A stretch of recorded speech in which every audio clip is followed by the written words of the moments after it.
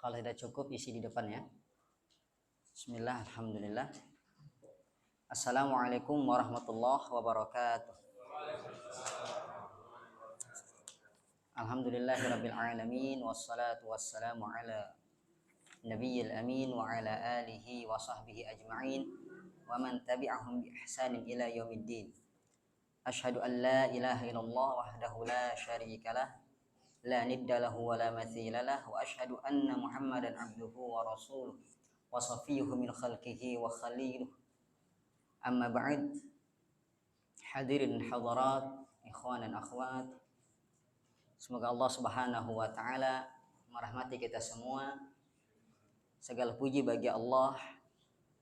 Syukur kita kepada Allah Subhanahu wa taala itulah yang patut kita perbanyak. Bagaimanapun kondisi kita, kita senantiasa memuji dan bersyukur kepada Allah Subhanahu wa taala. Jikalau kenikmatan yang Allah berikan kepada kita, maka kita memujinya dan bersyukurnya. La in syakartum la azidannakum. Karena barang siapa yang bersyukur, maka Allah akan tambahkan nikmat-nikmat tersebut. Sekecil apapun yang kita rasakan dalam kehidupan ini berupa nikmat dan kasih sayang Allah, kita syukuri. Dan apabila yang Allah berikan berupa ujian, maka bersyukurlah juga. Karena syukur di atas ujian itu tingkatan yang lebih tinggi daripada sekedar sabar ya. Ikut syukur ya. Sekedar sabar. Karena kalau sabar menghadapi ujian hukumnya wajib. Akan tetapi syukur di atas ujian itu hukumnya sunnah. Jadi tidak sembarang orang bisa melakukannya. Pernah Bapak bersyukur? Alhamdulillah motorku hilang. Ada? Ya. Pernah bersyukur? Alhamdulillah saya jatuh. Ya. Mencium aspal. Ada? Tidak. Karena itu maqam khusus. Mereka yang memahami bahwasannya apa yang menimpanya itu sudah menjadi ketentuan Allah Subhanahu wa taala. Iman terhadap takdir. Dan apa yang menimpa dia itu tidaklah lebih besar daripada menimpa orang lain. Jikalau kita mungkin mencium aspal, yang lain mencium duri, Pak. Ya. Mencium besi dan lain sebagainya. Kalau kita kehilangan 5.000, orang lain kehilangan 5 juta. Maka menghadapi ujian itu lihatlah. Ya, ternyata Allah Subhanahu wa taala masih menyayangi kita sehingga kita bisa menghadapi ujian tersebut. Dan kita pun bersyukur. Kenapa? Karena ujian tersebut tidak menimpa agama kita. Banyak orang yang diuji dalam agamanya. Murtad, syirik, bid'ah, maksiat. Akan tetapi alhamdulillah Allah mungkin uji kita dalam hal dunia saja. Yang mana ujian tersebut akan mengangkat derajat kita dan menghapus dosa kita. Oleh karenanya bersyukur walaupun ketika kita diuji oleh Allah Subhanahu wa taala. Alhamdulillah ujian ini bisa masih aku hadapi. Alhamdulillah ujian ini tidak seberat tetangga sebelah. Alhamdulillah ujian ini tidak menimpa agama. Oleh karenanya mintalah kepada Allah Subhanahu wa taala kekuatan untuk menghadapi ujian tersebut. Karena setiap kita bakal diuji. Ya. Jangan kita berharap jangan uji aku ya Allah. Tapi mintalah kepada Allah, ya Allah kuatkanlah aku. Teguhkanlah imanku. Ya. Itu dia kaitan musibah dengan syukur kepada Allah Subhanahu wa taala.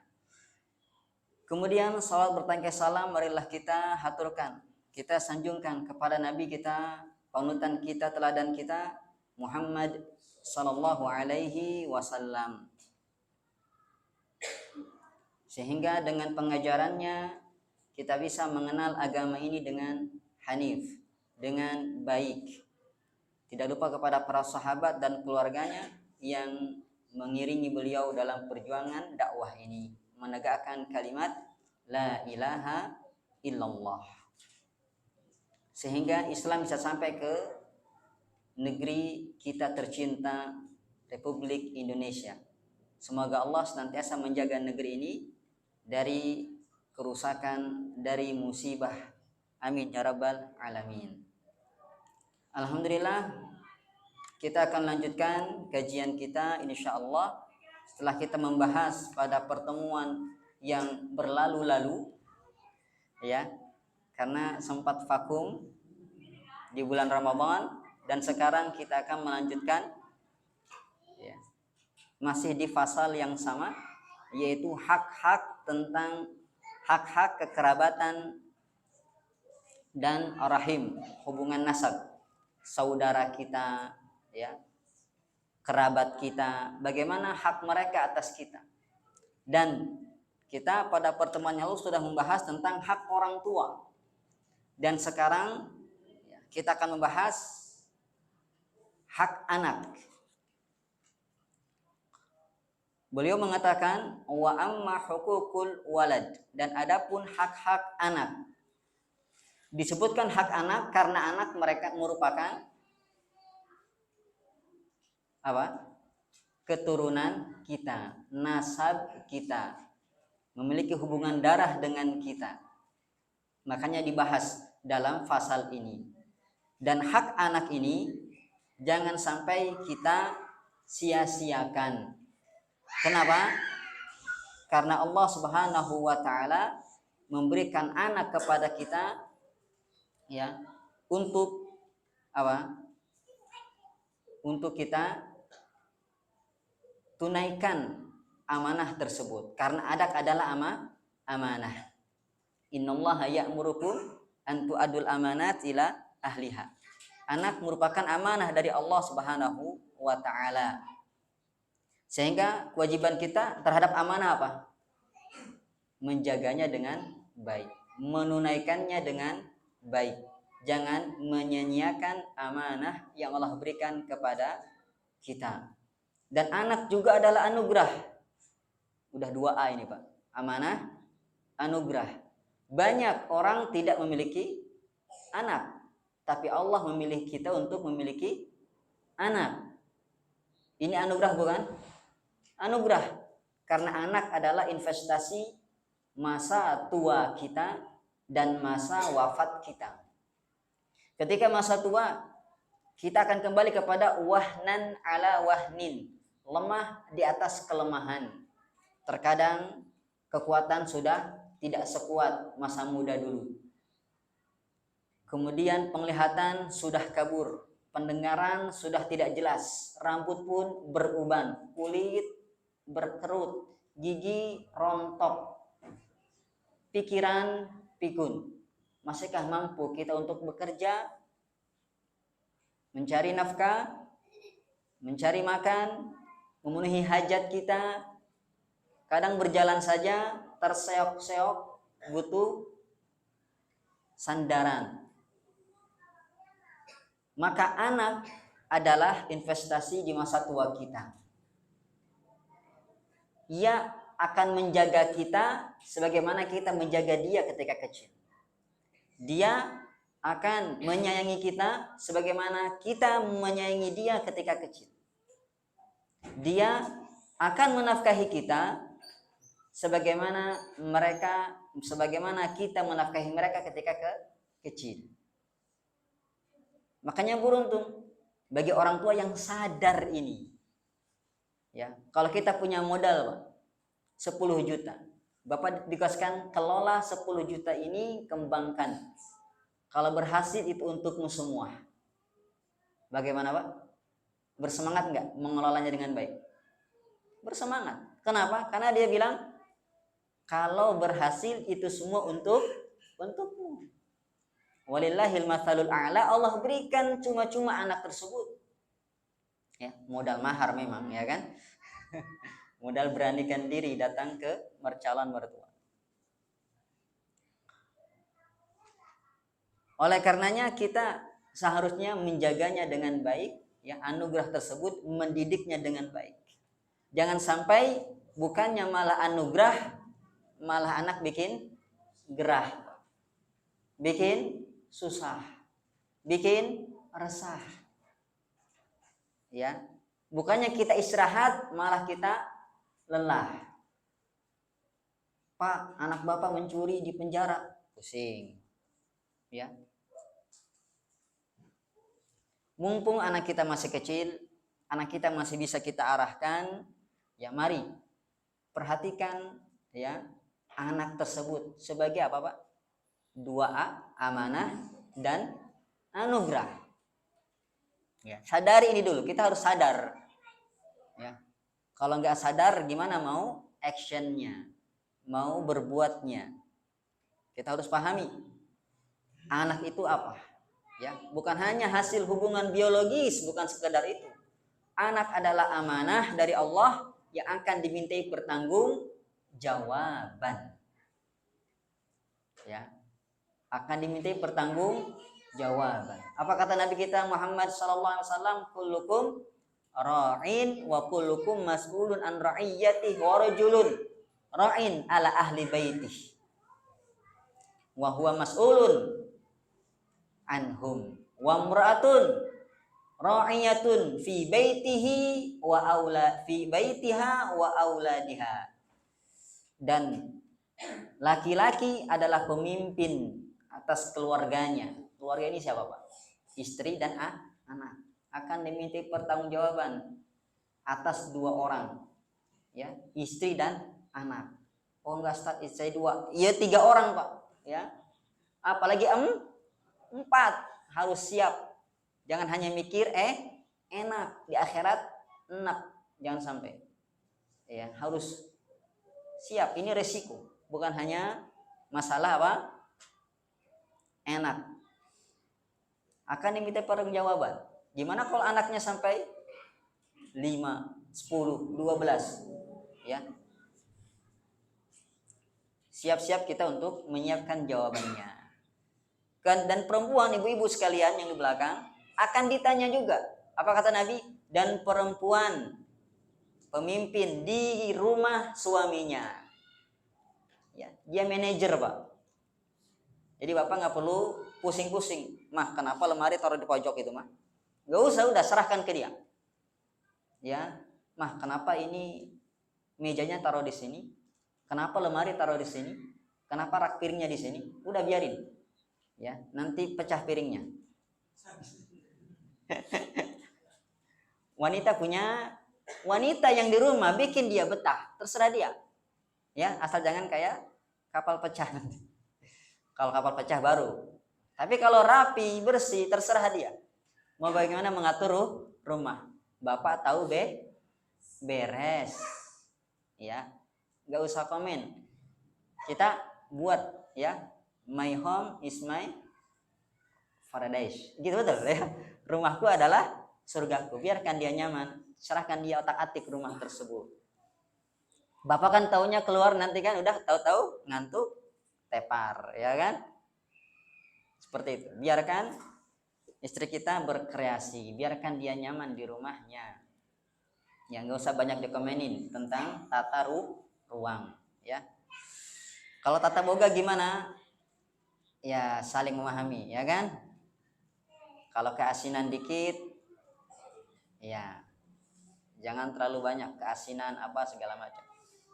Ya, saya punya kawan, beliau saking menjaga perasaan istrinya, dia makan masakan istrinya, padahal nggak enak. Tapi dia makan, tapi makannya sedikit. Ya, makan sedikit. Kemudian dia izin keluar, ternyata apa? Ke warung nasi. Beli nasi lagi di sana makan. Ya mungkin kurang cukup. Tapi nggak berani, dia mengatakan makananmu kurang enak. Lihat, saking menjaga perasaan istrinya, ya. Kayak gitu. Masya Allah. Itu dia anak adalah anugerah, investasi di masa tua kita. Ya. Bayangkan, terkadang anak 5 saja nggak bisa ngurus orang tuanya di masa tua, nggak sabar. Ya, bagaimana dengan anaknya yang 1? Bagaimana kalau tidak punya anak. Seperti itu. Maka mintalah kepada Allah Subhanahu wa ta'ala. Para nabi minta anak kok. Rabbi habli minas sholihin. Ya Allah, berilah kami. Tapi sebelum itu para nabi minta istri dulu.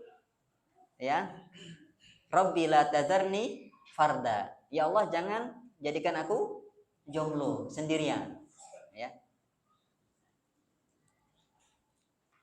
Itulah dia usaha kita dalam meraih anugerah Allah tersebut. Karena saya bilang tadi apa? Anugerah di masa anugerah investasi di masa tua. Yang kedua, investasi di masa wafat. Ketika kita tidak lagi hidup di atas muka bumi, tapi dikubur di bawah tanah. Dan disitulah kita sama sekali nggak ada kekuatan. Sama sekali harta nggak berguna.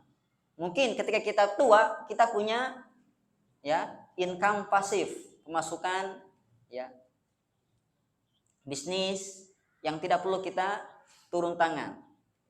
Sudah autopilot. Akan tetapi kalau di kuburan Anda nggak autopilot. Nggak berguna harta. Ya. Nggak berguna harta. Kata Nabi SAW, yatba'ul mayyit salas. Yang ngikutin mayit ke kuburan ada 3. Ya, ada 3 hal. Yang pertama, ahluhu, keluarganya. Yang kedua, maluhu, hartanya. Yang ketiga, amaluhu, yaitu amalannya. Yarji'ul isnan wa yabqa wahid. Tapi yang 2 balik, yang 1 setia bersama kita di kuburan. Siapa yang balik? Mereka lah keluarga kita. Istri balik, anak balik. Gak ada yang siap tidur menemani kita di kuburan. Ya. Secantik apapun, secinta apapun, sesayang apapun keluarga kita, gak ada. Ceritanya gelar tikar di kuburan, tidur nemenin kita. Balik. Yang kedua, harta. Sebanyak apapun harta yang kita tinggalkan, pasti ya, ia tidak akan dibawa mati. Kita meninggal pakai apa, Pak? Hanya dibungkus dengan kain kafan putih, nggak ada kantongnya, nggak bisa. Ya, kita membawa harta kita. Kalau kita bawa harta ke dalam kuburan, nggak muat. Bahkan menjadi apa? Ajang pencurian nanti. Intinya harta akan kita tinggalkan untuk ahli waris kita, menjadi rebutan. Ya. Akan tetapi yang tetap bersama kita adalah satu hal, yaitu amalan kita. Ya. Dan amalan ini, Bang, ada yang sifatnya yang kita amalkan, alias kita tabung sejak kita hidup, sholat, puasa, baca Quran, ya, haji, umroh, sedekah, zakat. Itu semua kita lakukan ketika masa hidup. Ketika telah mati, apa? Wa allaisa lil insani illa ma sa'a. Ini rumusnya dalam Al-Qur'an. Dan bagi manusia hanyalah apa yang dia usahakan. Ketika mati nggak bisa usaha lagi. Makanya mumpung hidup, beramallah, taatlah.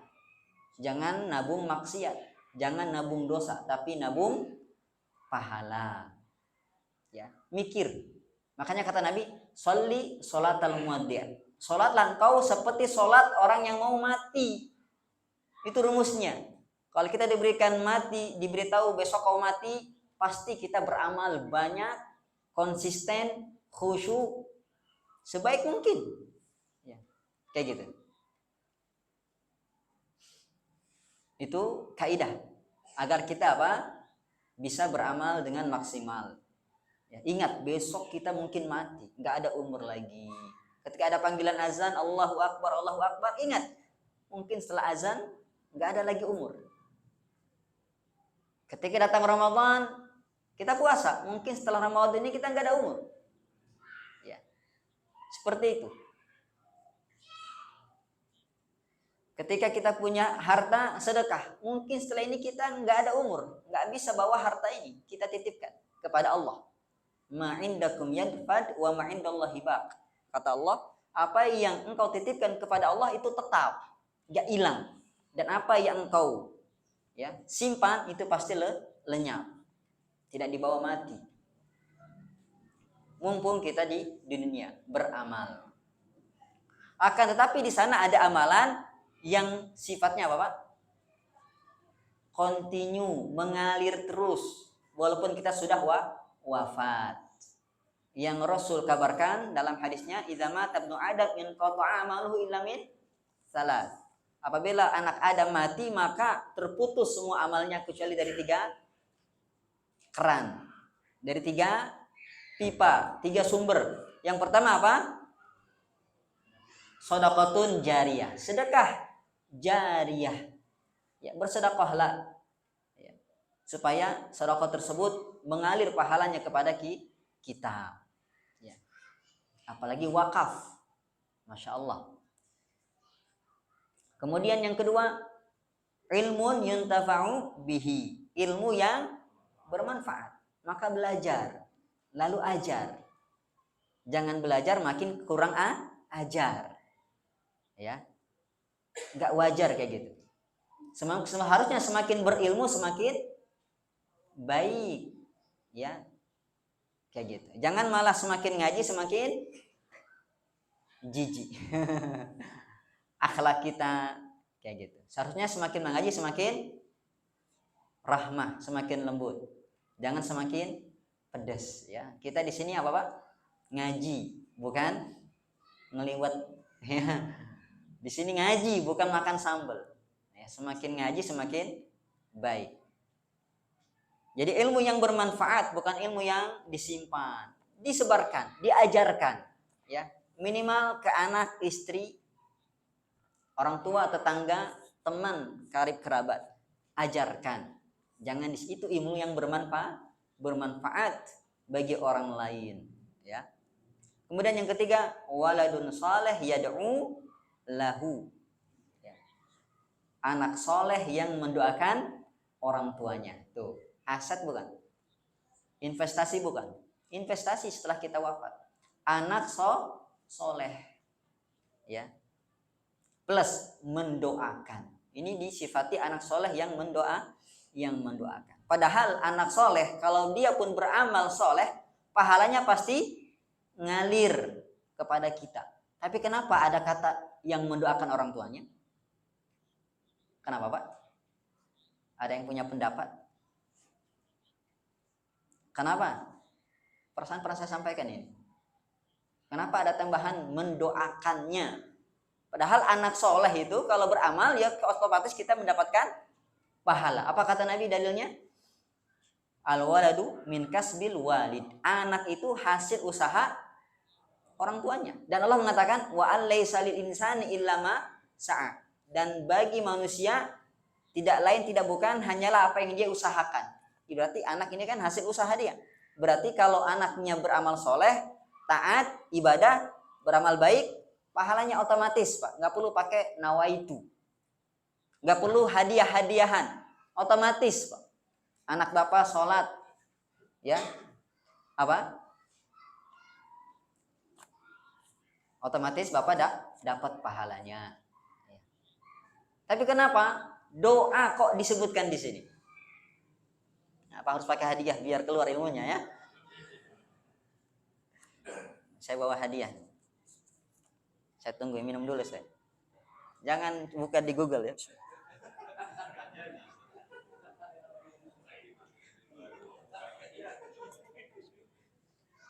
Kenapa, Pak? Anak. Karena tidak ada ya, nyerah ya. Hah? Apa, Ustaz? Sebagai cinta kepada orang tua. Mungkin mau pakai phone a friend atau 50-50 ya.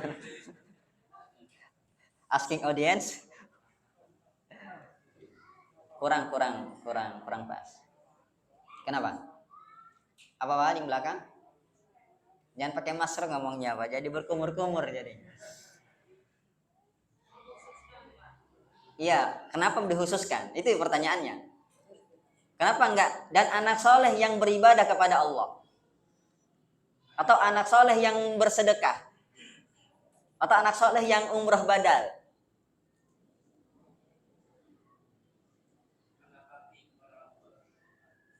Karena bakti. Ya, itu dari apakah sedekah atas nama orang tua bukan bakti? Apakah membadalkan umrah orang tua bukan bakti? Kan bakti. Kenapa doa, Pak? Iya, Bu. Anak soleh itu sering mendoakan orang tuanya. Gitu, Pak. Yang enggak soleh enggak doain. Allah. Ada dua alasan. Pertama, doa ibadah tersimpel. Siapapun bisa melakukan. Sampai yang bisu pun bisa. Betul, Pak?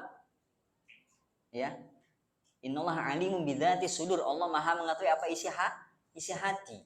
Yang bisu pun bisa berdoa dengan hatinya. Bahkan saya lihat ada orang yang bisu, dia bermunajat berdoa dengan bahasa isyarat. Bahasa isyarat. Gerak tangannya. Saking asyik munajat dengan Allah Subhanahu wa taala. Dia berdoa, gerak tangannya. Tahu bahasa isyarat kan, Pak ya? Ringan. Bayangkan kalau sedekah. Kadang kita nggak punya uang. Apalagi badal umroh. Ya. Kadang kita nggak punya harta. Tapi kalau doa siapa yang nggak bisa, Pak? Makanya agama ini apa? Ad-dinu yusrun. Agama ini mudah. Ya, mudah. Itu alasan pertama. Makanya syariat Islam ini lebih memihak kepada apa? Kepada kalangan bawah, Pak. Dia pakai minimal.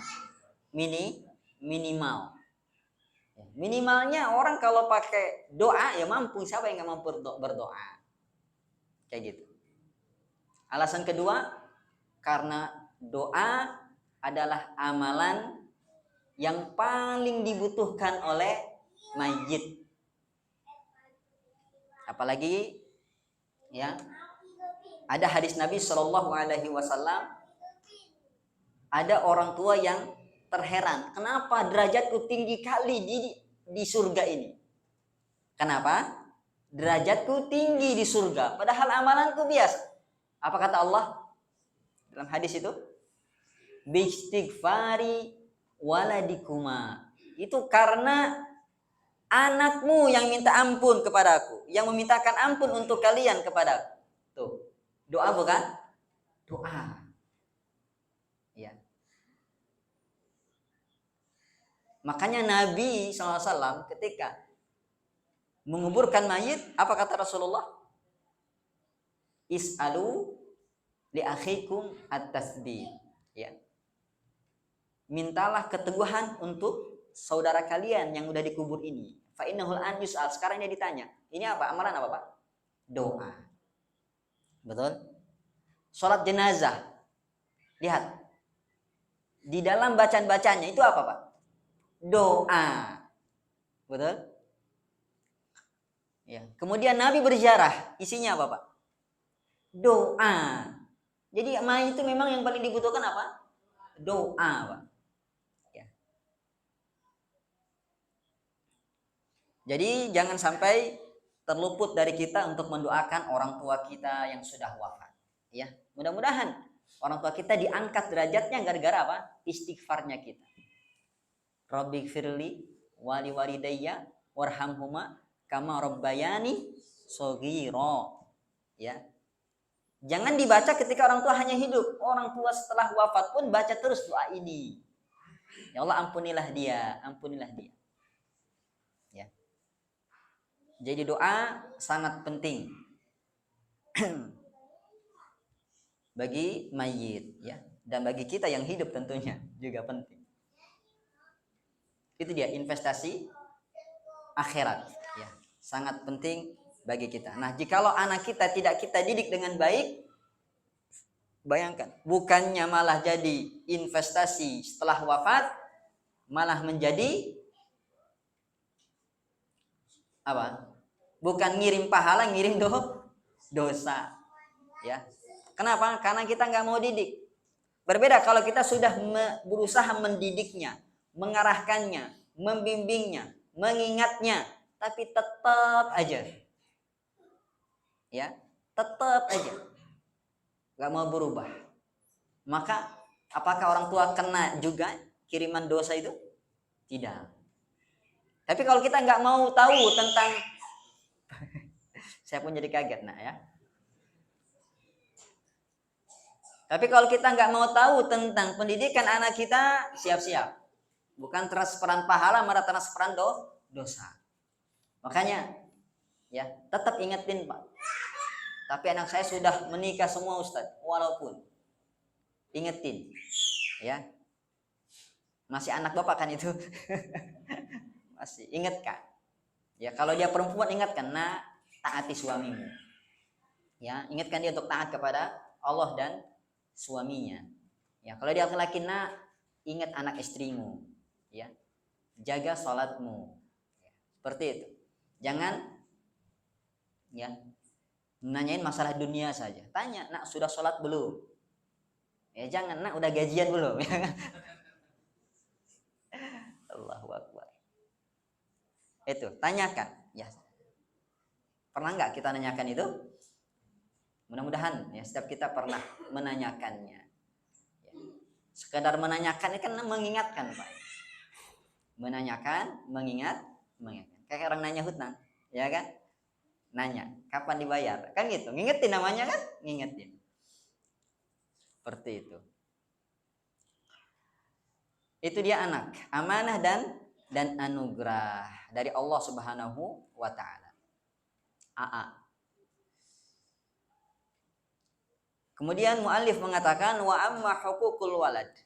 Jadi jika kita sudah tahu bahwasanya anak adalah amanah, anak adalah anugerah dari Allah, ya, amanah yang harus kita tunaikan, anugerah yang harus kita syukuri sebaik mungkin, maka kita harus pahami bagaimana ternyata anak-anak kita memiliki hak atas kita yang harus kita penuhi. Terkadang kita hanya menuntut, nak kamu harus taat kepada kami, kewajibanmu patuh kepada kami. Padahal dia sia-siakan hak anak kita. Apa hak anak kita? Beliau mengatakan fa'alam annahu lamma kanat ittiba'u tamilu ilal walad lam yahtaj ila ta'kidil wasiyah bihi. Maka ketahuilah ketika ya, jiwa ini, ya, tabiat ini condong kepada anak, maka tidak perlu untuk menguatkan ya wasiat terkait hak anak tersebut. Jadi begini Pak, ada nggak orang tua yang nggak sayang anaknya? Insya Allah semua orang tua pasti sayang, betul? Sayang. Tidak ada orang tua yang benci. Ketika kecil Pak ya, kalau besar mungkin. Tapi ketika dia kecil baru lahir, nggak anak orang tuanya yang mati saja kau, ya kan? Jangan keras-keras Pak. Tidak. Orang tua pasti sayang kepada anaknya, walaupun mungkin ya la sama Allah bukan dari hasil yang halal, tapi yang haram. Fitrah ibu, fitrah bapak sangat sayang kepada anaknya tersebut. Ya. Lihat, binatang saja sayang kepada anaknya yang nggak berakal, tapi punya hati. Kita punya akal, punya hati. Ya. Kenapa kita nggak sayang kepada anak kita? Kita semua sayang kepada anak kita. Makanya kata beliau, kalau sudah tabiat manusia sayang kepada anak, maka nggak perlu sebenarnya nggak perlu lagi dikuatkan, nggak perlu lagi ditegaskan masalah ini tentang hak anak, nggak perlu lagi diajarkan, ya, nggak perlu lagi. Kita bubar sekarang, kita lanjut aja, karena ada lanjutannya. Illa annahu qad yaglib hawal walid lil walad. Kecuali akan tetapi, ya, terkadang hawa nafsu orang tua mengalahkan dirinya. Ya. Saking sayangnya kepada anak, orang tua salah dalam mendidik. Orang tua salah dalam bersikap. Orang tua salah dalam mengambil keputusan. Kenapa? Sayang kepada anak, gak bisa tegas. Ya. Fayatruku ta'limahu wa ta'dibah, maka dia tinggalkan mengajari dan mendidiknya. Nah ini gimana lah Ustadz? Dia mewek terus, nangis terus. Gimana kalau nggak dikasih HP Ustadz? Tuh kan? Gimana lah Ustadz? Dia marah terus, dia nggak mau makan, nggak mau tidur, ya kan? Nggak pengen dibeliin sepeda motor. Gimana lah, tuh kan? Ya, perasaannya kalah, ya. Karena kasih sayang orang tua ditinggalkan, dibiarkan begitu saja, biarkan dia main, ya, biarkan saja main, biarkan sesuka dia, biarkan dan seterusnya, ya, biarkan dia pacaran. Nah itu kan, ya, apa yang dia sukai silahkan, kayak gitu. Padahal waqad qala Allah Ta'ala, padahal Allah telah berfirman, ya ayyuhalladzina amanu qu anfusakum wa ahlikum nara. Hai orang-orang yang beriman, jagalah diri kalian dan keluarga kalian. Dari apa dijaga? Dari neraka. Di sini, di ayat ini Allah memerintahkan orang-orang beriman untuk menjaga dirinya dan keluarganya dari api neraka. Ini dia tanggung jawab utama orang tua. Tanggung jawab utama orang tua. Tugas utama orang tua, ibu dan bapak, bekerja sama dengan baik, jaga, ya, anak-anak kita dari neraka, ya. Sama bapak mendidik istri juga, jaga istri kita dari api neraka. Karena Rasul sudah ngasih tahu, sudah ngasih bocoran, ya, fa inna aktsara ahliha minan nisa. Sesungguhnya kebanyakan penduduk neraka itu wanita. Kan nggak mau istri bapak nyangsang di neraka. Ya, jangan sampai. Ya, gandeng tangannya menuju surga. Qala al-mufassirun, para ahli tafsir mengatakan, ma'nahu allimuhum wa addibuhum. Apa makna dari menjaga keluarga dari api neraka? Yaitu allimuhum wa addibuhum, didiklah mereka, ajarilah mereka. Ini penafsiran dari ulama tafsir, ya. Dan yang paling terdepan tafsir ini ma'thur dari Ali bin Abi Thalib. Ali bin Abi Thalib mengatakan maksudnya adalah allimuhum wa addibuhum, ajari mereka, didik mereka. Jangan biarkan begitu saja. Ya, dari sini kita paham, Pak, keagungan ilmu, kedudukan ilmu. Ya. Kita menjaga diri kita terkadang bukan karena ibadah kita. Kita menjaga keluarga kita bukan dengan ibadah kita. Ya, bukan hanya itu, tapi yang paling penting apa, Pak? Bekalnya. Syarat diterimanya. Bekalnya apa? Ilmu. Syaratnya apa diterimanya ibadah? Ilmu. Ya. Bayangkan, kalau beribadah tanpa ilmu, yang ada malah ibadah yang rusak. Kata Khalifah Umar bin Abdul Aziz radhiyallahu taala anhu mengatakan, ya, al-ibadah bila ilmin ma afsadahu aktsar mimma aslah. Ibadah tanpa ilmu itu merusaknya lebih banyak daripada memperbaikinya. Merusak dirinya sendiri, capek, ngos-ngosan, ya, ambeien sampai ambeien dia. Rusak dirinya, rusak ibadahnya. Man amila amalan laisa alaihi amruna fahuwa raddun. Barang siapa yang beramal tidak sesuai tuntunanku, maka amalannya tertolak. Ya. Kata Nabi SAW, tertolak. Rusak amalan, rusak dirinya, rusak amalannya. Habis waktunya, habis umurnya digunakan untuk beramal yang tidak berdasarkan ilmu. Makanya kata Allah dalam Al-Ghasyiyah, amilatun nasibah tasla naran hamiyah. Dia beramal payah di dunia, tapi endingnya di akhirat tasla naran hamiyah, masuk ke neraka hamiyah. Ya, Allah musta'an. Rusak orang lain. Ya. Dilihatnya, wih, soleh ya, mantap nih ibadah, ya oke lah amalan. Ya, Kayak gitu. Minta amalannya, minta. Oke, saya ijazahkan amalan saya. Masya Allah. Ya dibaca 1000 kali ya kan. Kurang banyak, ya udah baca 1.000.000 kali. Nggak jadi cari nafkah, Pak. Kayak gitu. Apa? Tidak ada tuntunan. Ya, jangan tertipu. Dia membuat fitnah orang, membuat fitnah kepada orang lain. Dikiranya itu benar, ternyata apa? Salah. Ya. Itu dia maksud banyak merusak diri, amalan, dan merusak orang lain, ya. Bikin orang ikut-ikutan, akhirnya apa? Fadallu wa adallu, sesat dan menyesatkan. Jadi ilmu itu penting. Makanya teruslah belajar dan teruslah memohon tambahan ilmu. Rabbi zidni ilman. Ya. Itu doa Nabi yang Allah perintahkan kepada Nabi untuk meminta tambahan ilmu. Ya. Ini mintanya tambahan istri aja Bapak nih. Jangan Pak. Nggak ada Allah memerintahkan kepada nabinya, wahai Muhammad, mintalah tambahan istri, mintalah tambahan harta, tambahan jabatan. Enggak. Yang Allah perintahkan kepada nabi yang terbaik dari semua itu. Apa Pak? Ilmu. Kalau Bapak sudah punya ilmu, jangankan 2 istri Pak. 4 pun. Ya. 4 istri. Karena kita bisa membimbing istri kita. Ya. Kemudian abang aja, masya Allah, bisa membimbing saya. Kayaknya kasihan teman-teman saya bang, ya kan?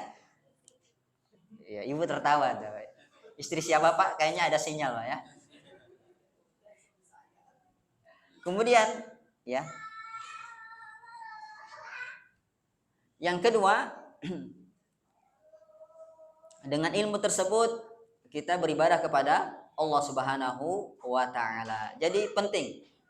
Ya, kita duduk saja di sini sudah dihitung ibadah oleh Allah. Bahkan kata Imam Ahmad, talabul ilmi la ya'diluhu syai' idza sahhat niyah. Ilmu tidak ada yang bisa menyaingi pahalanya kalau niatnya lurus. Imam Syafi'i mengatakan, talabul ilmi afdalu minan nawafil. Mencari ilmu lebih utama dari ibadah sunnah, ya. Karena ilmu kebaikannya untuk diri kita dan orang lain. Kalau ibadah sunnah, kebaikannya hanya untuk kita. Makanya Masya Allah, ilmu ini apa? Simpanan yang paling berharga. Ilmu adalah bekal yang paling mulia. Wa yang bagi lil walid. Nah, sekarang disebutkan. Jadi ini Pak, ayatnya, dalilnya agar kita memenuhi, memperhatikan anak kita, dan sudah disebutkan di sini Pak ya. Apa itu? Bahwasanya hak anak yang pertama apa tadi? Ta'limuhu wa ta'dibuhu. Mengajarinya dan apa? Mendidiknya. Jangan hanya berhenti di membuatnya Pak, atau menafkahinya. Betul itu semuanya wajib. Menafkahi wajib, memenuhi kebutuhannya wajib, tapi ada yang lebih ditegaskan oleh Allah, yaitu apa? Mengajarinya. Dan di sini banyak orang tua yang apa Pak?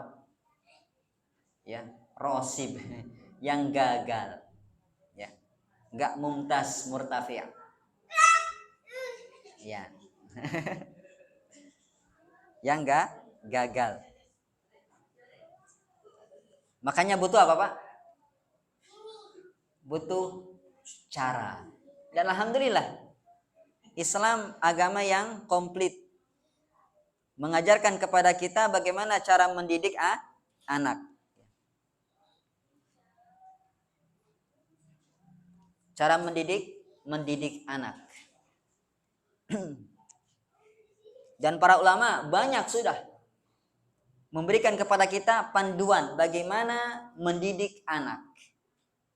Kita sering berkiblat kepada orang barat gimana mendidik anak. Padahal Islam sudah komplit, paket komplit ya. Misalkan Syekh Abdul Razak bin Abdul Muhsin Al-Badr. Beliau menulis buku yang bagus dalam masalah mendidik anak. Dia singkat, tidak tebal. Dia beri judul Asyru Rakaiz fi Tarbiyatil Abna, ya, 10 pokok, 10 pokok, 10 pusat dalam mendidik anak. Kalau kita perhatikan 10 ini dalam mendidik anak, insya Allah berhasil. Berhasil. Apa aja 10 itu? Saya akan jelaskan secara singkat saja, Pak, ya. Ini padahal perlu daurah khusus seperti ini, ya, kajian khusus. Yang pertama,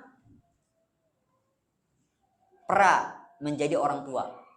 Apa itu? Ikhtiyaru zaujati shalihah, memilih istri yang shalihah. Itu dulu, Pak. Ya, modalnya dulu yang baik. Ladangnya dulu yang baik. Tanahnya dulu yang subur. Ya. Gimana mau kita memanen kalau kita nanam di tanah yang tandus? Maka memilih istri yang soleha adalah bentuk ikhtiar kita agar apa, Pak? Mendapatkan anak yang soleh. Ikhtiar kita agar berhasil mendidik anak. Logikanya bagaimana? Sesuatu yang wadahnya baik, insya Allah keluarnya baik. Buah jatuh tidak jauh dari pohonnya. Betul? Yang pertama itu. Yang kedua, mendidik anak ini apakah selesai? Ya. Cukup kita masukin flash disk atau file, ya, tinggal upload ke dalam, ya. Adab makan masuk, udah mantap. Adab minum sudah masuk. Bisa seperti itu, Pak? Anak kita bukan robot yang bisa diprogram. Ya, robot baik, ya kan? Masuk filenya, murotal, langsung hafal 30 juz, ya kan? Masuk filenya, ceramah-ceramah ustadz, langsung bisa ceramah. Masukin adab-adab, akhlak, kemudian hadis-hadis, kemudian tauhid, masuk, udah. Jadi dia anak soleh. Tidak, Pak. Ya, maka butuh seorang murabbiyah, pengajar, pendidik. Yang mana pendidik ini siap 24 jam. Guru di sini, Pak, apakah Bapak menggajinya 24 jam? Kan tidak. Apakah dia pun kalau digaji 24 jam mau? Belum tentu mau. Siapa murabbiyah yang 24 jam ini? Istri. Apalagi kita, ya, sibuk dengan mencari nafkah. Makanya kasihan, Pak. Ya, yang ibunya meninggal dunia. Cepat-cepat carikan ganti. Yang menduda maksudnya nggak paham juga, ya kan? Seperti itu. Kasihan. Penting karena memang apa? Kita dihabiskan waktu kita di luar. Sedangkan mendidik anak, ya, butuh 24 jam. Kenapa? Karena musuhnya pun 24 jam. Ya. Tontonan akhirnya jadi tuntunan. HP, ya, bikin PHP, Pak. Lihatlah, medsos, ya, bikin boncos, merusak anak. Temennya, kamu nggak gaul, ya kan? Langsung, kamu nggak gaul langsung. Oh iyalah, oke, biar gaul saya. Rusak. Lihat, dari berbagai macam menyerang, ya, kepada anak kita, ingin merusak. Yang lembaran putih pengen dicoreng hitam, ya. Makanya butuh murabbiyah 24 jam, istri yang mendidik, menjaga, yang cerewet. Iya betul, karena menghadapi anak kecil butuh orang yang cerewet, Pak. Karena anak itu keinginan tahunya banyak. Abi itu apa? Tisu. Nah, tisu kok warnanya putih, langsung diam. Ya kan? Diam katanya. Bapak nggak pada sabaran, Pak. Kayak gitu. banyak kali tanyamu kayak gitu. Jangan. Kita yang ngajarin bodoh kepada anak sebenarnya. Betul Pak? Orang yang pertama kali ngajarin bodoh kepada anak siapa? Bapaknya. Apa? Diam. Ini ngajarin anak bodoh. Padahal anak itu belajar dengan cara apa Pak? Hah? Bertanya dulu Pak. Ya, kan konteks kita bertanya. Bertanya, anak itu bertanya. Ya. Bu, ini apa Bu? Pak, ini apa? Abi ngapain? Bu ngapain? Kayak gitu. Pasti terus. Dan pertanyaan nggak bakalan habis. Nah kalau kita nggak sabaran, keluar ucapan pembunuh karakter, pembunuh semangat belajar. Apa Pak? Silent out. Ya. Diam. Kayak gitu. Kalau HP mungkin Bapak ya, alarm berbunyi matikan. Kalau anak jangan dimatikan, ladenin. Makanya butuh istri yang cerewet. Mau meladenin anaknya, yang sabaran menghadapi anak yang cerewet itu. Dia belajar. Yang kedua, anak belajar dari kita dengan cara keteladanan. Dia suka meniru, Pak. Jadi tirulah, contohkan yang baik, Pak. Baik. Ibu-ibu contohkan yang baik, Pak. Baik. Biar anaknya contoh. Kalau ada anak yang kemudian yang ketiga, bertanya, mencontoh. Yang ketiga apa? Ingatkan, jangan bosan. Anak kecil tuh try and error ya. Jadi ingatkan Pak. Ya, saya capek sekali ngasih tahu anak saya, nak pakai tangan kanan makan, nak pakai tangan kanan minum, nak duduk kalau minum, nak baca doa dulu, nak cuci tangan, nak sholat. Terus diingatkan. Ya, jangan biarlah Ustaz.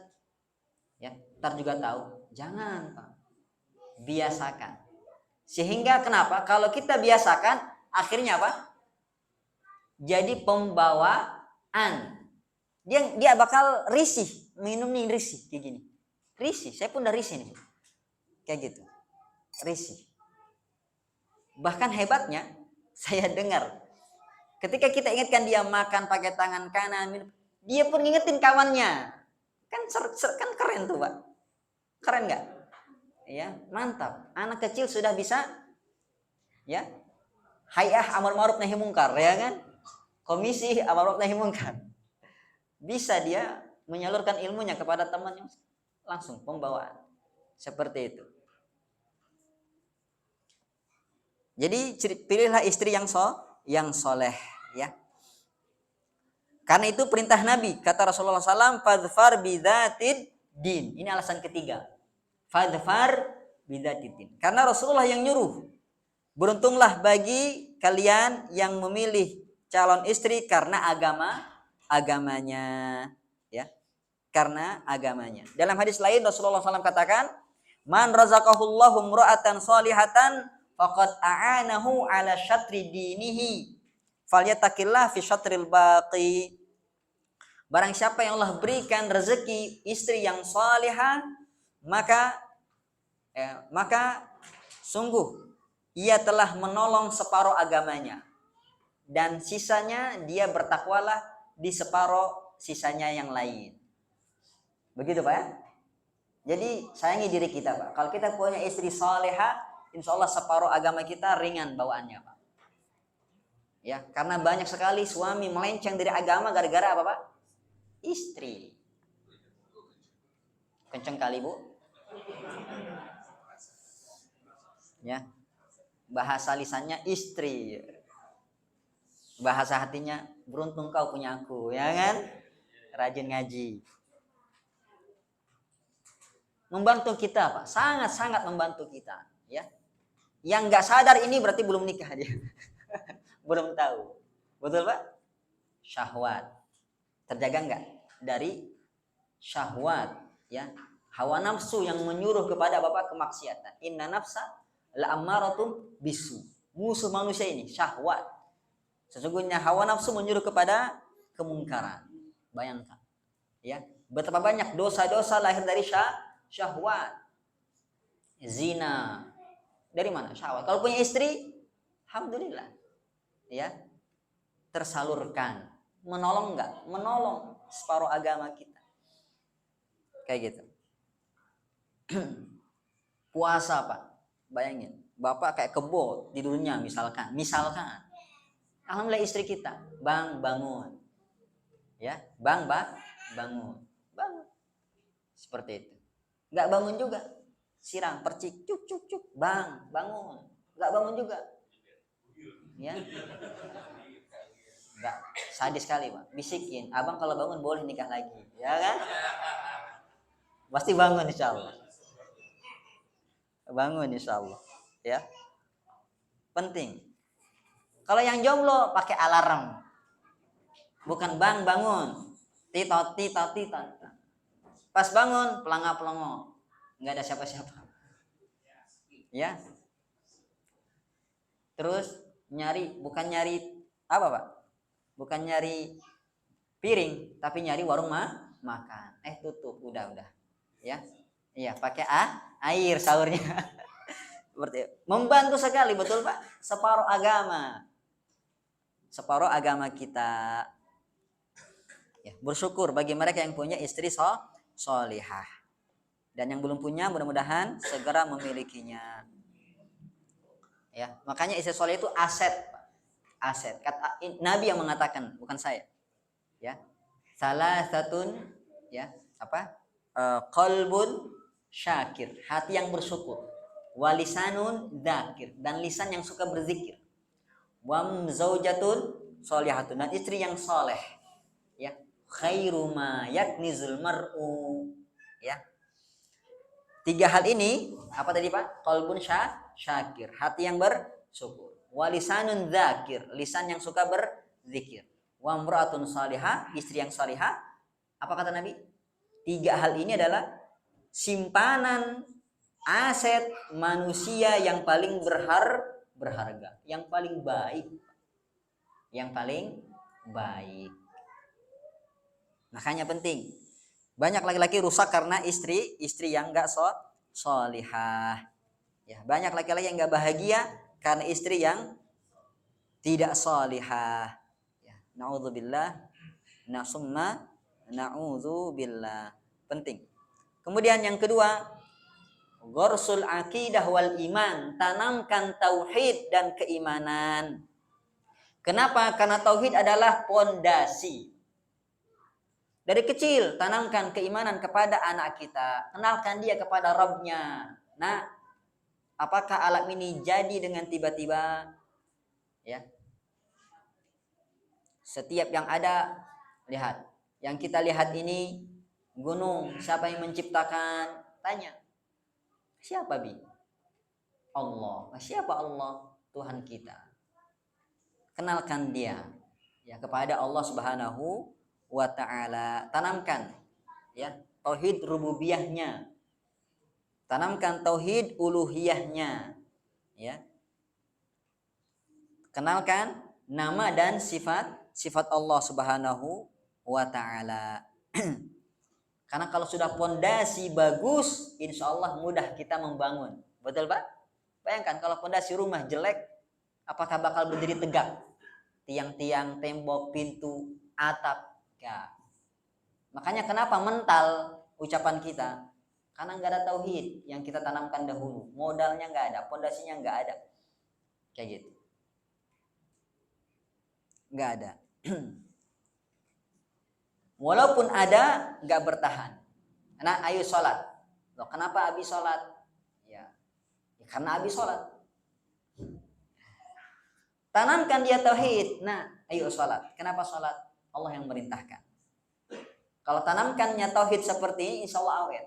Bapaknya mati, dia tetap sholat. Ya, bapaknya mati, dia tetap ibadah. Ya, walaupun nggak ada yang mengawasi, nggak ada bapakku ini, ya kan? Kayak gitu. Tanamkan. Nah, Allah Maha melihat, Allah Maha mengetahui, Allah yang memerintahkan, Nabi yang menyuruh. Tanamkan itu. Ya, sebut nama Allah, nama Nabi Sallallahu Alaihi Wasallam. Ya. Walaupun kita meninggal, dia akan tetap taat kepada Allah Subhanahu Wa Taala. Kemudian yang ketiga, Ini metode pendidikan para orang-orang soleh zaman dulu. Tanamkan tauhid. Yang Allah abadikan dalam satu surat, namanya surat Luqman. Ya, Luqman. Apa kata Luqman kepada anaknya? Ya bunayya la tusyrik billah. Inna syirka la zulmun azim. Ini tauhid bukan yang diajarkan, tauhid. Ya. Karena pengajaran tauhid mengharuskan mengajarkan lawan tauhid. Ajarkan lawan tauhid.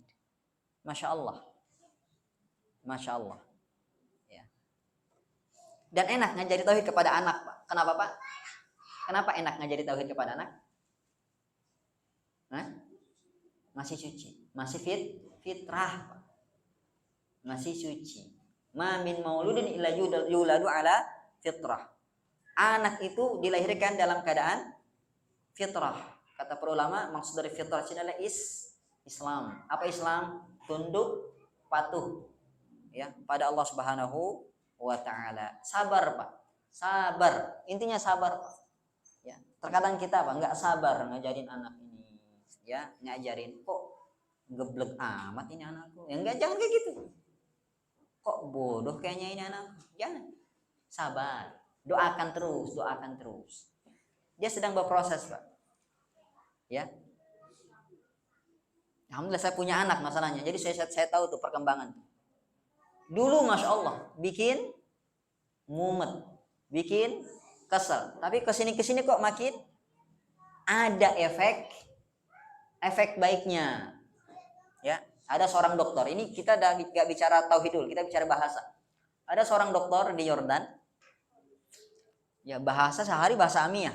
Tapi dia dokter bahasa Arab, dia ingin apa, Pak? Anaknya dari kecil fasih bahasa Arab. Anaknya. Jadi dia setiap hari ngomong sama anaknya pakai bahasa Arab fusha. Bahasa Arab fusha. Ismi Khalid masmuk kaifa haluk. Bahasanya fasih, bahasa Quran.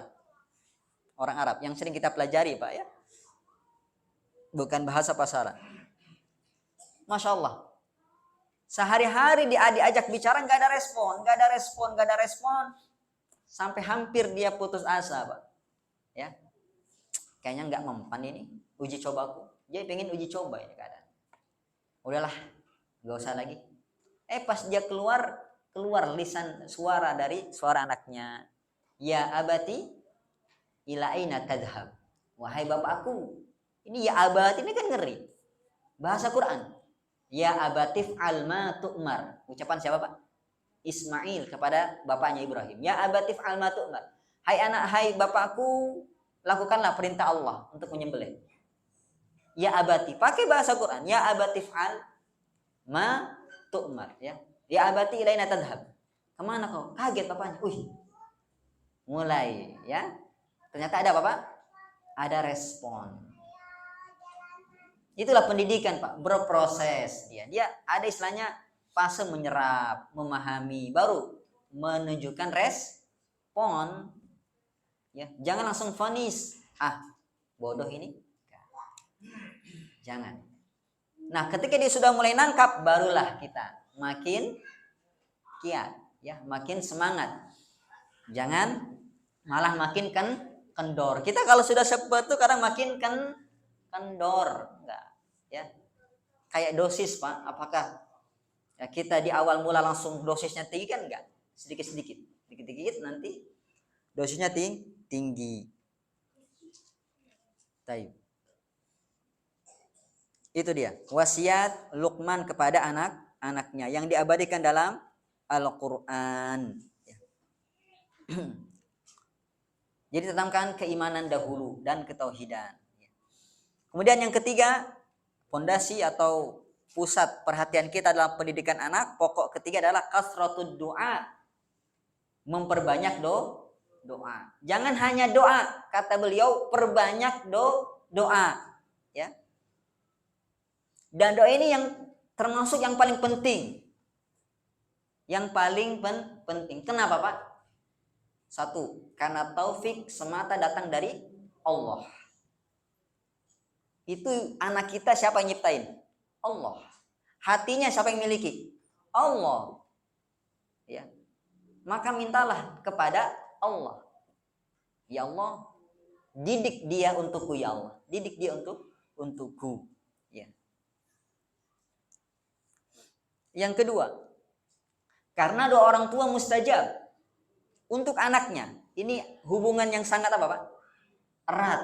Sampai doa pun bisa jadi mustajab karena ada hubungan orang tua dan anak. Apa kata Rasulullah? Salasu da'awat mustajabat la syakka fihinna. Ada 3 doa yang mustajab. Enggak ada keraguan di dalamnya. Pasti mustajab. Yang pertama, da'watul mazlum, doanya orang terzalimi, ya. Dizalimi, doa yang baik-baik aja, Pak. Ya. Doa yang baik-baik, doa Bapak mustajab. Yang kedua, da'watul musafir, doanya orang musafir. Kalau Bapak safar, ya, berdoalah, perbanyak doa untuk keluarga yang ditinggal, untuk Bapak. Ya. Kalau ada teman safar, minta doa, doakan akhiyah, jangan minta oleh-oleh. Ingatkan doa, jangan ingatkan oleh. Ya, ingatkan doa. Kayak gitu. Doakan akhiyah, tapi jangan lupa oleh-olehnya. Ya kan? Yang ketiga, da'watul walid lil walad. Doanya orang tua untuk anak. Tuh. Ini kabar gembira, Pak. Yang jadi orang tua hebat. Doanya mustajab. Tapi untuk anaknya mustajab, ya. Maka berbanyaklah doa, ya. Cari waktu-waktu yang mustajab. Kalau dia bikin kesel, jangan sampai keluar ucapan yang murka, ya. Apa kata Rasulullah? Dilarang kita mendoakan keburukan kepada anak. La tad'u ala anfusikum wa la tad'u ala auladikum. Jangan berdoa jelek atas diri kalian. Jangan berdoa jelek atas anak kalian. Jangan. Kalau dia bikin kesal kita, ya Allah, bimbinglah dia. Ya. Ya Allah, perbaiki dia. Ya Allah, sadarkan dia. Gitu, jangan anak setan. Berarti bapak setan, ya kan? Kan bapak orang tuanya kan gitu. Jadi setan pula nanti. Jangan. Jaga lisan kita dari berdoa buruk kepada anak kita. Tapi kesal kali Ustaz. Ya sekesal-kesalnya kita, ya, dia tetap anak kita, Pak. Ada nggak bapak di sini yang pengen anaknya celaka? Gagal? Nggak bahagia? Susah? Kan nggak ada. Kuncinya di doa, ya. Kuncinya di doa. Itu yang kedua. Kedua, Pak, ya? Betul, kedua. Kenapa kita harus banyak doa? Kemudian yang ketiga, doa adalah kunci mendidik anak yang dilakukan oleh para salaf kita terdahulu. Ya. Oleh para salaf kita terdahulu. Al-Fudail bin Iyad, gurunya Imam Syafi'i rahimahullahu taala. Al-Fudail bin Iyad rahimahullahu taala. Ya, beliau punya anak namanya Ali. Bandel, Pak. Bandel. Jangan berpikir anak ustadz pasti baik. Ada apa? Contohnya Ali, ya, tidak baik. Apa yang terjadi? Ya, Fudail bin Iyad memperbanyak doa kepada Allah Subhanahu wa taala. Bila mendoakan, ya Allah, inna Ali ibni. Ya Allah, ini Ali anakku. Ya. Laqad 'allamtuhu wa adabtu. Aku telah mendidiknya, ya, mengajarinya. Walam yata'allam walam yata'addab. Tapi enggak jadi baik, enggak jadi terpelajar. Malah makin kurang ajar. Fa'allimhu wa adibhu li ya Rabbi. Maka didiklah dia ya Allah untukku, ajarilah dia untukku ya Allah. Tuh. Doa, Pak. Diperbanyak doa. Ya, Al-Imam Az-Zahabi ketika menulis biografi anaknya Fudail bin Iyad ini, Ali ini, dalam kitabnya Syiar A'lam Nubala mengatakan, Ali, ini keajaiban doa orang tua mustajab. Ali ini setelah besar dia menjadi apa? Menjadi orang yang alim, orang yang soleh. Bahkan kata Ayyub Adz-Dzahabi, termasuk orang yang paling soleh pada zamannya. Tuh Pak. Makanya jangan menilai anak ketika dia kecil. Jangan langsung, oh ini anakku kayaknya bakal jadi koruptor kelas ulung ini. Jangan kayak gitu. Ya, kenapa? Sering nyuri uangku. Jangan. Sering ngambil uangku ini di laci. Kayaknya jadi koruptor nanti ini. Kan jangan, Pak. Itu doa, Pak. Jangan nilai anak ketika dia masih kecil. Ya, jangan. Dia masih tahap pendidikan. Ya. Jadi kalau suami-suami melihat anaknya bandel apa, jangan nyalahkan istrinya. Kayak gitu. Jangan nyalahkan istrinya. Mungkin kitanya ya yang kurang mendoakan, kurang ngasih perhatian. Kayak gitu. Dan sekarang masih masa pendidikan. Ya, belum manen kita belum manen. Jangan ya banyak menuntut dari anak kita. Penuhi hak-haknya dulu. Mereka sekarang lagi nuntut hak kepada kita yang kecil-kecil. Nuntut hak kepada kita. Ini salah satunya haknya. Mengajarinya dengan baik. Ya. Dan cara mengajari yang baik salah satunya tadi apa? Memperbanyak doa. Ya. Ya. Teruji, Pak. Teruji. Doa itu teruji dari zaman dulu sampai zaman sekarang. Mungkin kita jarang mendoakan anak ya. Makanya anak kita bikin susah kita. Walaupun sudah tua, doakan terus anak kita. Doakan terus, ya Allah. Allahumma hdihim. Allah berilah dia hidayah. Berilah mereka hidayah. Kemudian yang keempat, at-tahsin bil adhkar. Melindungi anak kita dengan zikir. Melindungi anak kita dengan zikir, dengan wirid. Ya. Kenapa? Karena Allah Subhanahu wa Ta'ala sebaik-baik penjaga. Ya. Bodyguard nggak mempan, ya. Vaksin, apalagi Pak itu? Apa sih namanya? Vaksin terus imunisasi itu ikhtiar kita. Akan tetapi hakikat penjagaan datangnya dari Allah Subhanahu wa Ta'ala. Sebaik-baik penjagaan Allah, ya. Sebaik-baik penjagaan adalah Allah Subhanahu wa Ta'ala. Nah, penjagaan kita kepada anak lewat wasilah Allah dengan membentengi dia dengan zikir. Awal, ingat Bapak enggak? Malam pertama Bapak baca zikir enggak? Baca doa enggak? Langsung sikat Ustaz. Apa kata Rasulullah SAW? Lau anna ahadakum idza arada an yati ahlahu. Kalau seandainya salah seorang di antara kalian mau berhubungan intim dengan istrinya, kemudian dia berdoa bismillah. Bismillah enggak Pak? Bismillah. Kemudian Allahumma jannibna syaitan wa jannib asyaitan ma razaqtana. Dengan menyebut nama Allah, ya Allah jauhkanlah kami dari syaitan dan jauhkanlah apa yang Engkau berikan kepada kami yaitu anak nanti dari syaitan. Apa kata Rasulullah SAW? Fa innahu in yuqaddar bainahuma waladun fi dzalika lam yadurruhu syai'un abada. Karena kalau ditakdirkan memiliki anak, maka tidak ada setan yang bisa membahayakan dia selamanya. Ya, ini penjagaan bukan? Penjagaan, Pak. Ya. Ada yang mengatakan dijaga dari setan maksudnya dijaga agamanya. Ya, ada yang mengatakan enggak, juga dijaga badannya. Ya. Dijaga tingkah lakunya dan lain sebagainya. Ya, intinya apa? Ini janji Allah lewat lisan nabinya. Kalau kita baca doa ini, zikir ini, kita ingat Allah dengan menyebut namamu. Ya, ini zikir. Lihat. Wa jannib asyaitan ma razaqtana adalah zikir yang sangat agung. Dibaca enggak, Pak? Baca. Bahkan ketika kita sudah lahir anak kita, bentengi Pak dengan zikir. Bapak ingat Bapak bentenginya? Hah?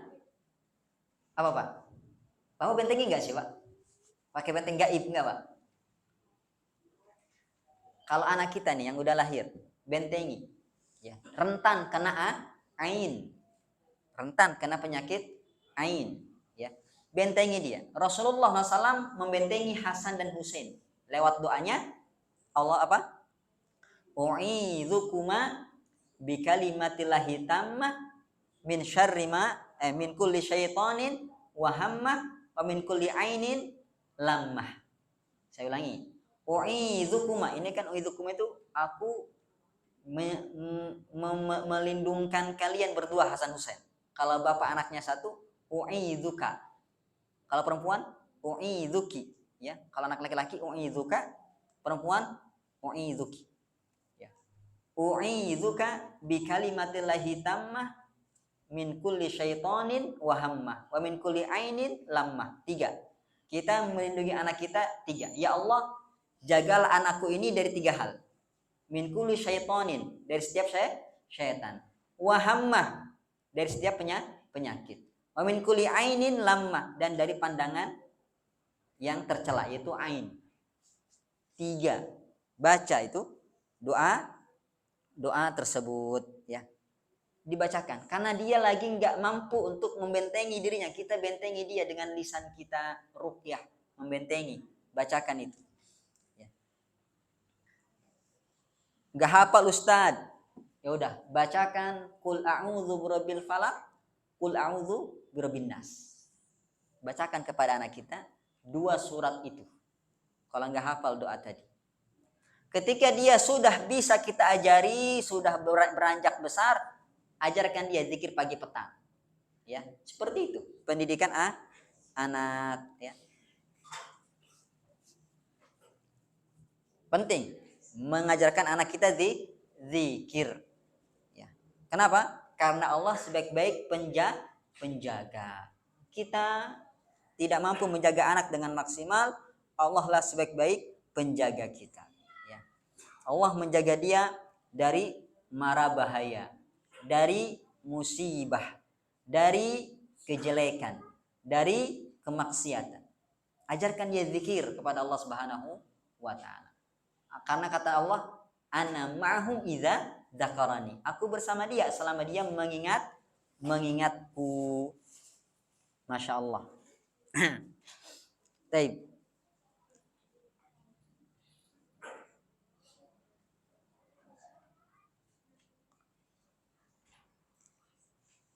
Mungkin sampai di sini.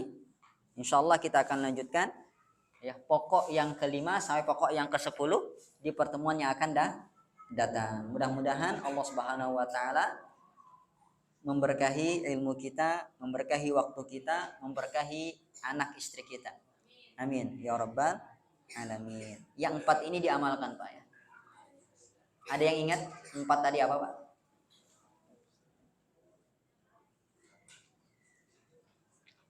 Siapa? 4 tadi apa? Memilih istri yang salehah. Yang kedua, menanamkan ketauhidan. Yang ketiga, memperbanyak doa. Yang keempat, melindunginya dengan zikir ya. Yang mungkin terluput dari kita, melindunginya dengan zikir. Jangan sampai kita terluput. Karena banyak hewan-hewan buas, banyak setan, banyak sihir ya. Apalagi anak perempuan, kena pelet nanti repot kita. Malah mendapatkan jodoh yang jelek ya. Kayak gitu. Jodoh yang jelek. Banyak. Ada cerita-cerita yang seperti itu, Pak. Dia wanita yang cantik, kemudian banyak yang suka. Persaingan pun ketat, Pak. Akhirnya jalan pintas dianggap pantas. Ada laki-laki pakai pelet. Jadi setiap ada laki-laki datang ke dia, nampaknya kayak monyet. Kayak monyet. Tapi kalau dia yang datang, kayak pangeran. Betul. Akhirnya apa Pak? Dapat jodoh yang salah. Kan seperti itu. Jadi tukang pelet. Naudzubillah. Jadi jangan sampai Seperti itu. Ajarkan anak kita. Perempuan mudah kerasukan. Ya, tanamkan zikir pagi petang. Anak-anak kita hewan buas. Ya. Al-Imam At-Tabari kalau nggak salah, apa Al-Qurtubi. Beliau pernah digigit sama kalajengking, hewan berbisa. Dia introspeksi diri. Ternyata apa kata beliau? Saya lupa zikir pagi tadi. Zikir pagi tadi. Ya. Jadi zikir adalah benteng.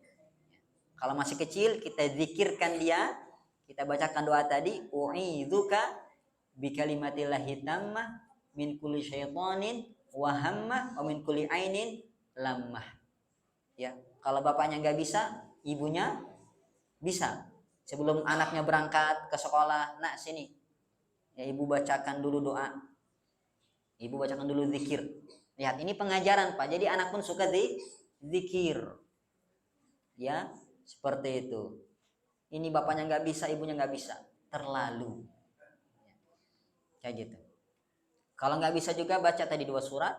Ya, karena dalam riwayat lain setelah turun 2 surat ini Rasul nggak pakai ayat tadi, nggak pakai doa tadi, diganti dengan apa? 2 surat tadi, muawwidzatain, qul a'udzu birabbil falaq, qul a'udzu birabbin nas. Nggak hafal juga, Pak. Udahlah, nggak usah jadi bapak-bapak ya. Surat pendek ini dihafalkan, dibacakan ke anak kita. Ya, tiupkan, usapkan. Barakallahu fikum. Ada pertanyaan sampai sini?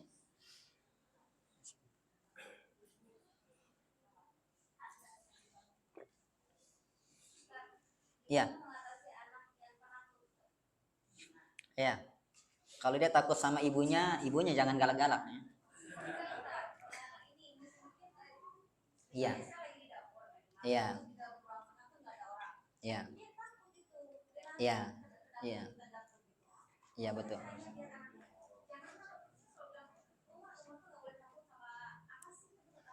Iya. Taib. Iya, betul. Iya. Anak kecil biasa takut. Jangan terlalu dirisaukan. Anak kecil biasa takut. Ya. Dia masih kecil. Yang masalah bapak-bapak takut. Apalagi takut istri, ya kan? Ya. Jadi ibu tidak perlu terlalu khawatir anak yang takut tersebut. Tapi mungkin ya solusi, ya anak saya pun gitu takut dia terkadang. Saya bilang tadi apa? Yang pokok pendidikan yang ketiga. Kedua ya? Kedua, yaitu akidah. Tanamkan akidah. Tanamkan keimanan kepada anak kita. Ya, nak takut apa? Ajak dia berpikir, diskusi. Nak takut apa? Takut setan. Biasanya dari mana dia tentang istilah setan ini? Betul. Betul. Tontonan. Lo kata Ustadz, pengalaman. Dari tontonan. Kecolongan kita. Entah nonton dari mana dia, entah dari kawannya atau dari apanya. Ya. Dari tontonan. Kayak gitu. Jadi ajarkan kepada anak kita, ya. Nah, jangan nonton kayak gituan lagi. Kemudian yang kedua, ketauhidan tadi. Ya. Nah, takut kepada apa? Setan mah. Ya. Setan itu sama-sama makhluk Allah. Jangan takut, dia lemah. Ya, dialah lemah. Buktinya apa? Gak mau menampakkan diri. Gak mau menampakkan diri. Buktinya apa? Dia tidak terlihat. Ya. Jadi dengan menanamkan ketauhidan tersebut, bahwasannya setan adalah hamba Allah, ciptaan Allah, berarti kita telah memisahkan apa, Pak? Telah menyamakan apa? Menyamakan derajat kita, menyamakan kedudukan kita. Bahwasanya dia pun makhluk Allah. Dan kita memisahkan antara makhluk dengan Allah. Karena ucapan kita apa? Dia sama-sama makhluk Allah. Ya.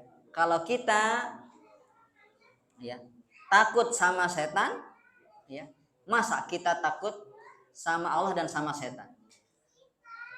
Jadi dengan cara menanamkan seperti itu, insya Allah anak kita pun akan mulai berani. Itu yang pertama, tanamkan tauhid.